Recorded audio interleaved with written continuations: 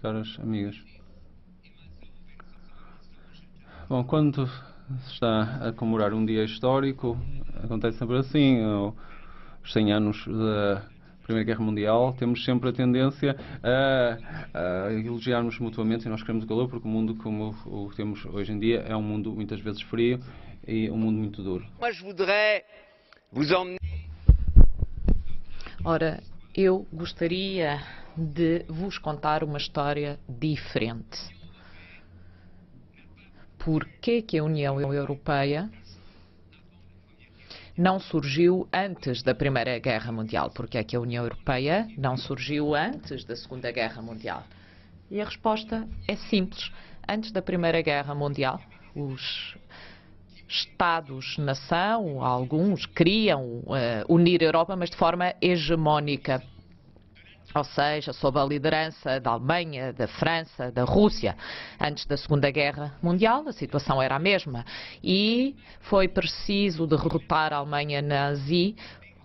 Foi necessária a derrota de grandes países coloniais como a França e a Inglaterra para que, finalmente, a União Europeia pudesse ser criada com uma realidade dizendo que não devemos voltar a ter Estados hegemónicos na Europa. E foi esta a condição de base para a criação da Europa que conhecemos hoje. O Estado, o nacionalismo não é apenas a guerra. O nacionalismo é o egoísmo, é a hegemonia, é o egoísmo. E se tivermos uma crise política hoje na Europa, isso talvez aconteça porque há tendências hegemónicas na Europa. Há tendências que nos querem fazer dizer que a verdade reside num país e se seguirmos esta via vamos destruir aquilo que foi construído. Não há uma verdade única, não há ideologias únicas e se não o percebermos, não iremos conseguir construir a Europa.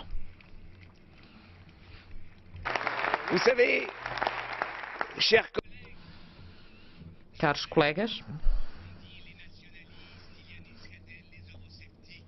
falamos nos nacionalistas, nos eurocéticos, etc., mas a mim o que me incomoda é o facto dos europeus terem medo de fazer frente, de se sentirem desarmados perante estas ideologias dos eurocéticos de direita e de esquerda.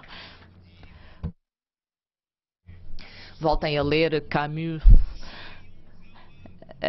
Vamos ser felizes, vamos fazer avançar a Europa. Sim, é difícil, o caminho é difícil, mas é um futuro que será um melhor futuro para os nossos filhos. Não devemos ter medo de fazer frente aos disparates da extrema-direita e da extrema-esquerda quando falam da Europa. Devemos avançar neste sentido. Bom, todos falam na história da Europa, dizendo que a guerra acabou. Bom, eu fiz centenas de debates nas escolas. E nas escolas conto sempre uma história muito simples. Eu nasci em 1945, no dia 4 de abril. E fui concebido pelos meus pais com a primeira possibilidade biológica depois do desembarque dos aliados na Normandia. Foi nessa altura que fui concebido. E costumo dizer sempre, imaginem que no dia 4 de abril eu nascia e começava a falar e dizia aos meus pais, daqui a 50 anos, já não teremos fronteiras entre a França e a Alemanha. O Reno não será uma fronteira, mas um rio comum. E os meus pais teriam dito, bom, temos aqui um problema. Ele fala demasiado cedo e diz disparates. Bom, mas é esta a história europeia. É esta a nossa história. E quando nos perguntam o que conseguimos fazer, nós conseguimos fazer aquilo que parecia impossível. aquilo que a Primeira e a Segunda Guerra Mundial, fizemos com que a Primeira e a Segunda Guerra Mundial nunca mais voltem a ser possíveis na Europa. Oxalá que assim seja. Que possamos acordar todos os dias e agradecer aos verdes, aos antigos verdes, como Helmut Kohl, Helmut Schmidt, a todos os partidários dos verdes na Europa que conseguiram construir a Europa. E é por isso também que penso que quando falamos do futuro da Europa, devemos ter uma visão. Não devemos dizer sim, temos que chegar a compromissos. Obviamente que aqui no Parlamento é preciso chegar a esses compromissos, mas devemos ter uma visão. Eu defendo os Estados Unidos da Europa. Eu acredito numa Europa federal. Penso que ela é o futuro do bem-estar social, é o futuro de uma Europa em que todos os cidadãos terão um papel social e poderão viver em paz. E só o conseguiremos fazer com uma visão de uma Europa que avance no sentido federal.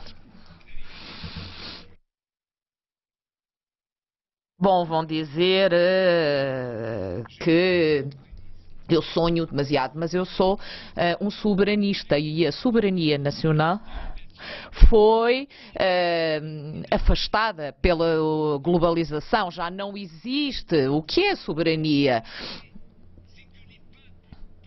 A soberania é o facto dos povos poderem decidir de forma livre e democrática o modo como querem viver, os seus projetos de civilização.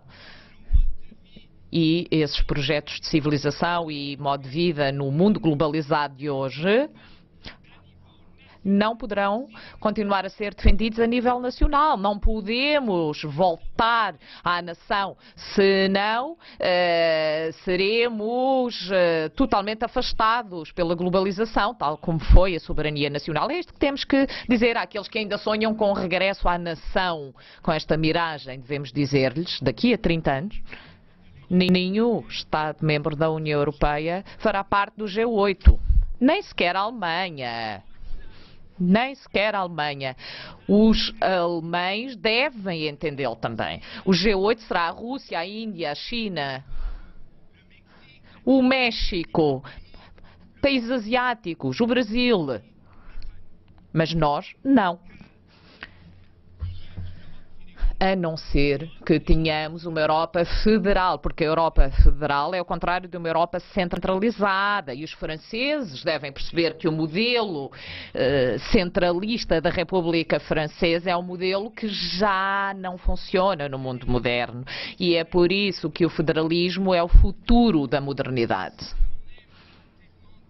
Não é assim tão difícil de perceber. E por isso, caros colegas, àqueles que estiverem na próxima legislatura, eu peço que pensem mais no interesse comum europeu e que não travem batalhas para defender interesses nacionais, como tem acontecido quando debatemos, por exemplo, a diretiva sobre os veículos automóveis. O interesse comum não pode ser reduzido aos interesses nacionais. Os interesses da indústria automóvel alemã não correspondem aos interesses de toda a Europa. É preciso que todos o percebam. Os interesses da indústria automóvel francesa não correspondem aos interesses de toda a Europa. É preciso percebermos isto. Quando é que conseguiremos fazê-lo todos em conjunto? É simples. Hannes Swoboda falou em Sarajevo, na Bósnia, quando o massacre dos bósnios começou. A França, a Inglaterra eram tradicionalmente pró-Sérvia e a Alemanha, depois da Segunda Guerra, era tradicionalmente pró-Croácia. E os muçulmanos da Bósnia, no fundo, não interessavam, não tinham petróleo, apesar de serem muçulmanos. E o que é que fizemos? Abandonámos-los. Deixámos que fossem massacrados. Deixámos que houvesse campos de concentração a 1 hora de voo de Paris, de Berlim. E quando percebemos que o interesse comum da Europa não era a soma dos interesses políticos da França, da Alemanha e da Inglaterra, Nessa altura conseguimos intervir e é por isso que vos digo, o interesse comum da Europa na Ucrânia não é o interesse da indústria e das grandes empresas alemãs. Eu penso que é incrível que o presidente da Siemens se tenha reunido com Putin para lhe dizer, entre a Siemens e a Rússia de Putin, há uma união de valores de 160 anos. Uma comunidade de valores comum.